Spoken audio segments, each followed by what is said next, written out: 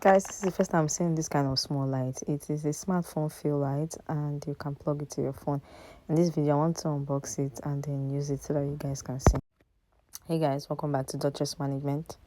My channel is about social media management, about tips, tricks for social medias and YouTubers. Okay, so this is the mini Q selfie light. When I saw this, I was surprised. It's so small, guys, like it's tiny. Okay, so I just want to unbox it and then we're going to see what is inside. Okay, so this light has like 3 views. It has ultra white LED and you can see there's a button there which is power, high, mid, and low.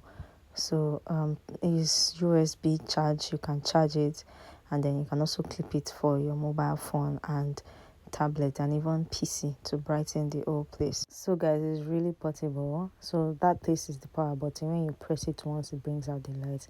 So it has three different varieties of light, and that's the clip, guys.